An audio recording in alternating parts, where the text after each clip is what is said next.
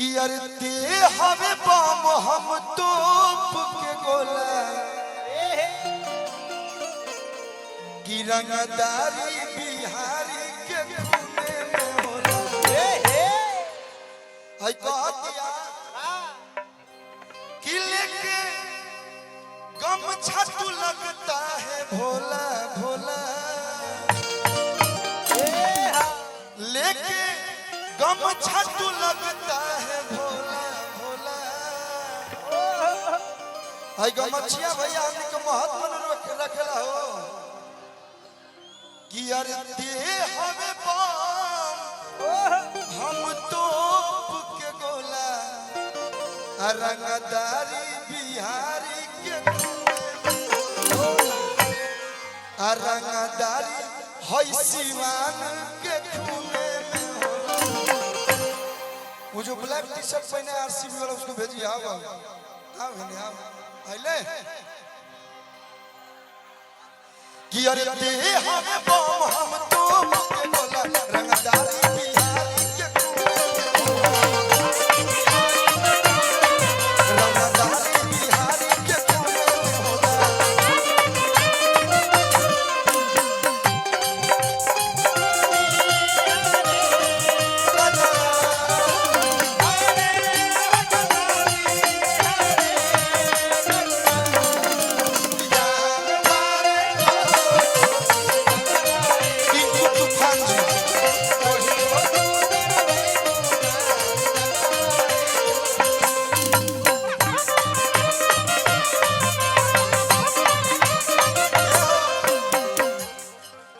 कि आग लागे जनुआ के बोलिए से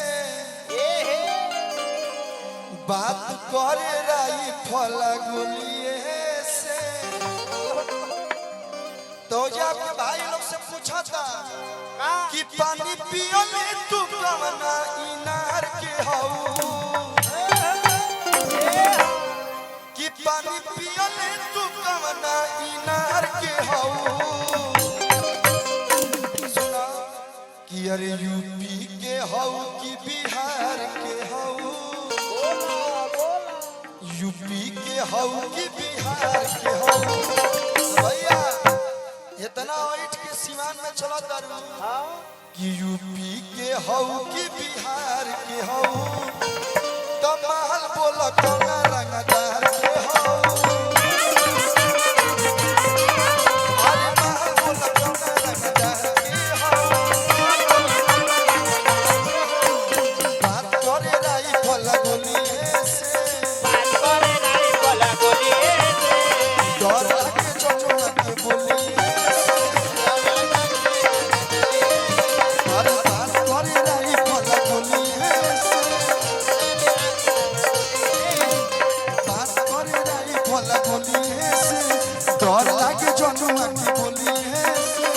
पानी पिया तू इनार के हऊ, कि पानी पिया तू कवना इनार के हऊ। कि यूपी के हऊ कि बिहार के हऊ। मार बोला कवना रंगदार के हऊ, मार बोला कवना रंगदार के हऊ।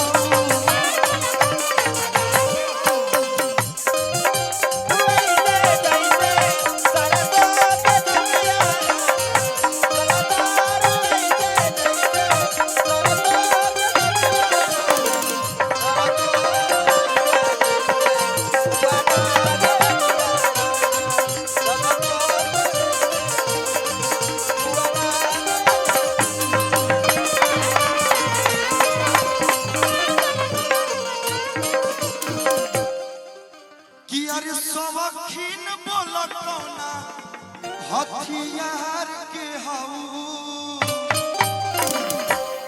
एगो गाना आई है ना डीजे बैगन, तो हमू में कहले बानी कि सवखीन बोल कौना हथियार के हऊ। छोटका कि बड़ा का हथियार कौन के बात होता है। AK-47 पसंद है या रिवाल्वर या पिस्टल? तू है बुझता रू यानी के बुझता तो कोनो बात रहल हो इहो कहते।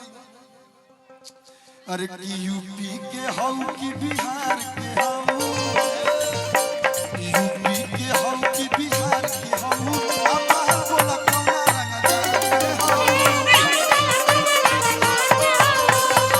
बोला कौना रंगदार के हऊ।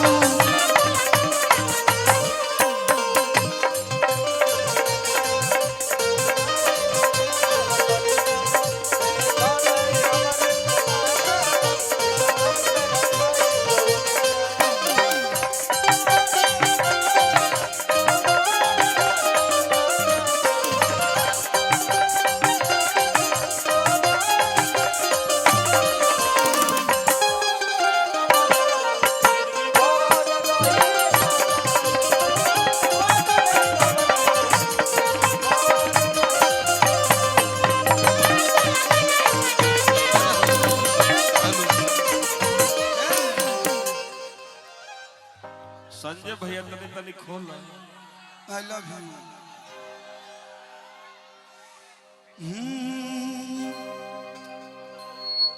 एगो आज 16 तारीख हनु, काल 17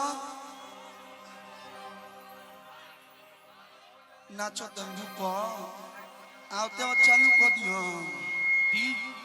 पेंडराई भाई तंदू करू आराम आराम से। इश्क और प्यार का हर की मजा लीजिए, थोड़ा इंतजार का मजा लीजिए।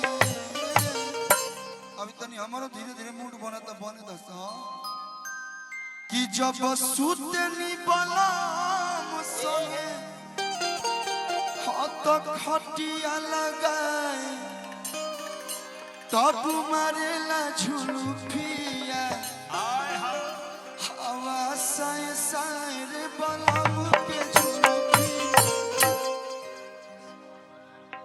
इनके तो ना हाला करता समझ बुझाते नहीं कुछ शांति। तो 18 तारीख के एगो हमार फिल्म के ट्रेलर रिलीज होने वाला बा, जो ना फिल्म के नाम है ममता की छाँव में। और लोग कहेला ना कि भोजपुरी में एकता, तो हम गाड़ी में आवत नहीं। हाँ आप ही लोग के क्षेत्र के हमें खेसारी लाल यादव जी, थैंक यू भैया। हाँ तो रहल बात भोजपुरी में लोग कहेला कि एकता और परिवार। बैठाओ ना 2 मिनट। हाँ ना तो रुको रुको भैया रुको ना छे पदर के यदि भांग हम खा के बड़ी का भैया ना छे पदर रुको तुम। बड़े भाई ही लगेंगे हमको, वो कल्लू बाबा बोलते हैं। तो अपने सोशल मीडिया पे फेसबुक पे वो शेयर किए कि हमार कल्लू भाई के कल्लू बाबा के फिल्म आवता। तो इतना प्यार, इतना हमनी के बीच में प्यार बा, वो प्यार के कब भगवान नजर मत लगावस। एक बार आप लोग उनको खातिर जोरदार ताली बजाई लोग कि आप ही के क्षेत्र के हैं।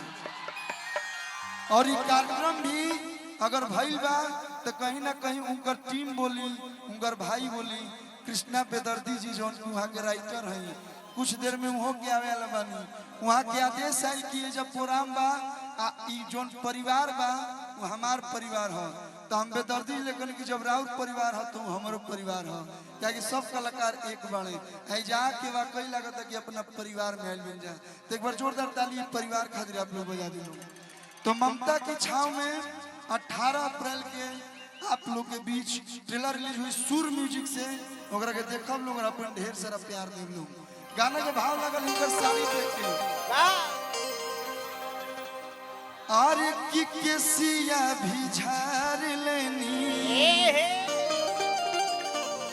कि पहन लेनी साड़ी कि लाली लगा लेनी अरे की रूपवा सवारी कि एगो होता पीछावा से चूक राजा जी। एगो होता हाय पिछावा से चुप राजा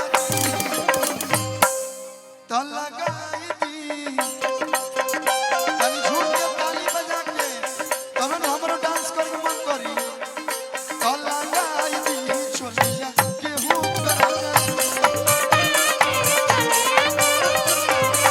तो लगाई दी छोलिया के हुक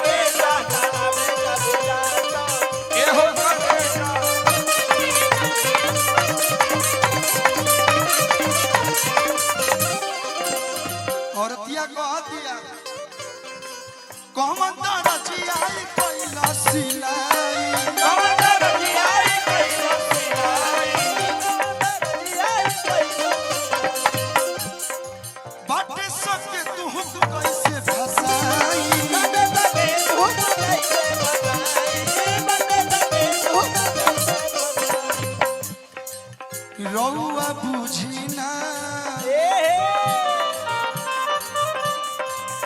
रउआ बुझिले नहीं हमर दुख राजा जी रउआ बुझिले नहीं हमर दुख राजा जी रउआ बुझिले नहीं हमर दुख राजा जी तो लगाई दी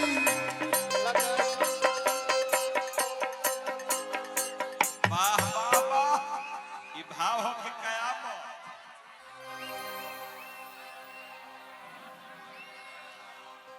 सावधानी हटी दुर्घटना घटी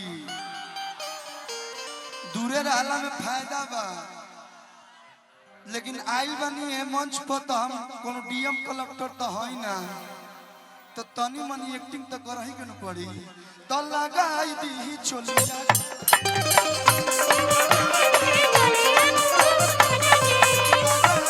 छोलिया के हुक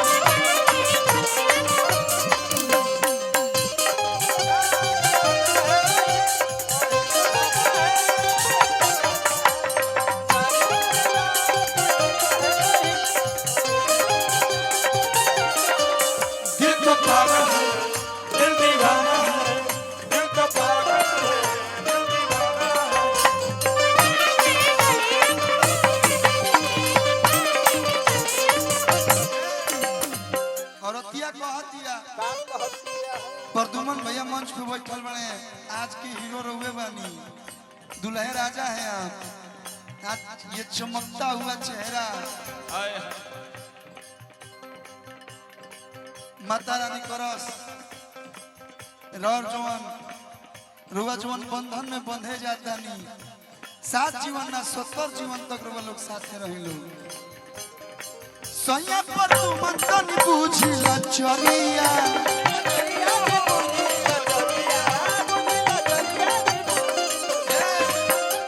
बड़ी बहादुर है सिवान बजरिया देरी करब तो गाड़ी जाई छूट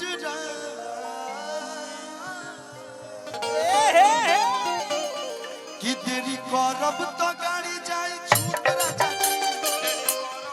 तो लगाई दी छोलिया